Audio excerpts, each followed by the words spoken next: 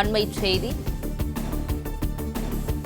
நீதிமன்றத்திலிருந்து வெள்ளைக்காளியை சிறைக்கு அழைத்துச் சென்று கொண்டிருந்த போது போலீசார் மீது தாக்குதல் நடத்தப்பட்டுள்ளது.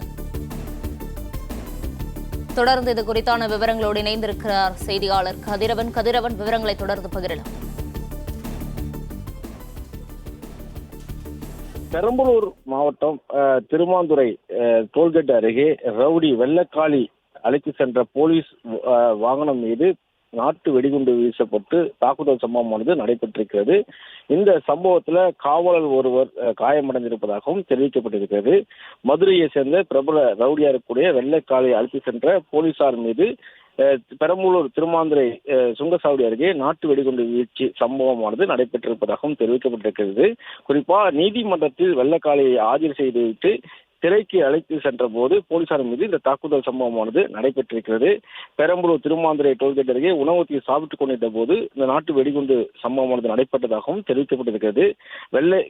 வெள்ளைக்காளிக்கு பாதுகாப்பாக வந்த போலீசார் காயமடைந்ததாகவும் அவரை உடனடியாக அறிவிக்கக்கூடிய பெரம்பலூர் மருத்துவமனைக்கு அரசு மருத்துவமனைக்கு சிகிச்சைக்காக அழைத்து செல்லப்பட்டிருப்பதாகவும் தெரிவிக்கப்பட்டிருக்கிறது. பிரபல ரவுடியாக இருக்கக்கூடிய வெள்ளைக்காளி மீது 9 கொலை வழக்குகளும் 8 கொலை முயற்சி வழக்குகள் மற்றும் 30க்கும் மேற்பட்ட குற்ற வழக்குகளும் அவர் மீது இருக்கிறது.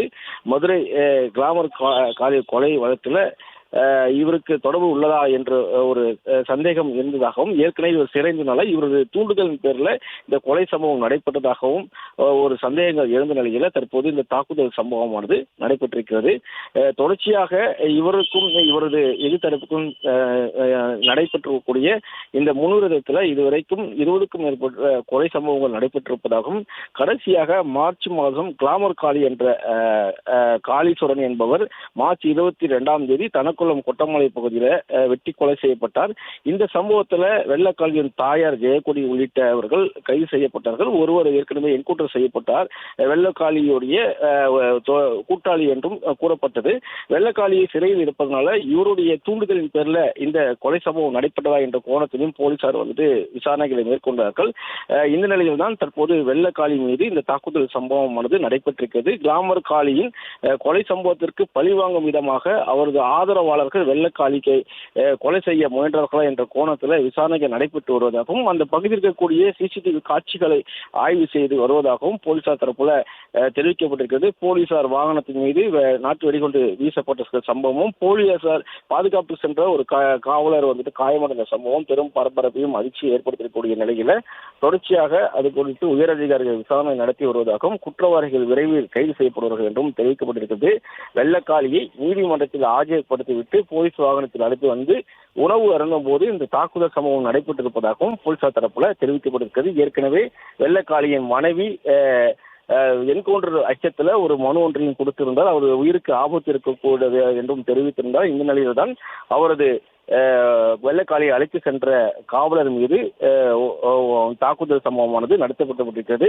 வெள்ளக்காளி இந்த தாக்குதல் சம்பவத்தில் ராமச்சந்திரன் என்ற உதவி ஆய்வாளர் காயமடைந்திருப்பதாகவும் ஓட்டுநர் வினீஷ்குமார் என்பவரும் காயம் ஏற்பட்டு அந்த 2 நபர்களும் மருத்துவமனையில் அனுமதிக்கப்பட்டிருக்கிறதாகவும் உதவிக்கு வந்த மற்றொரு காவலர் என 3 நபர்களுக்கு காயங்கள் ஏற்பட்டிருப்பதாகவும் தகவலானது கிடைக்கப்பட்டிருக்கிறது. அருகில் இருக்கக்கூடிய பெரம்பலூர் அரசு மருத்துவமனையில் அவர்கள் சிகிச்சை பெற்றிருக்கிறார்கள். பாதுகாப்புக்கு சென்ற வெள்ளக்காளியின் பாதுகாப்புக்கு சென்ற ராமச்சந்திரன் என்ற ஒரு உதவி ஆய்வாளர் மற்றும் ஓட்டுநர் வினீஷ்குமார் மற்றும் மற்றொரு காவலர் 3 நபர்களுக்கு காயங்கள் ஏற்பட்டிருப்பதாகவும் தெரிவிக்கப்பட்டிருக்கிறது. வெள்ளக்காளி பிரபலமான ஒரு ரவுடியாக இருக்கக்கூடிய நிலையில அவரது எதிர்த்தரப்பினரால் இந்த தாக்குதல் நடத்தப்பட்டதா என்ற ஒரு கோணத்தில் விசாரணைகள் நடத்தப்படுவதாகவும் தெரிவிக்கப்பட்டிருக்கிறது.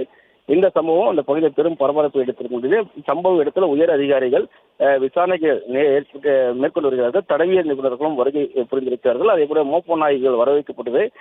அங்கு யார் இந்த தாக்குதலை நடத்தினார்கள் என்ற ஒரு கோணத்தில் விசாரணைகள் நடத்தப்பட்டு வருவதாகவும் சிசிடிவி காட்சிகளை கைப்பற்றியும் விசாரணைகள் தொடர்வதாகவும் காவல்துறை தரப்புல தெரிவிக்கப்பட்டிருக்கிறது.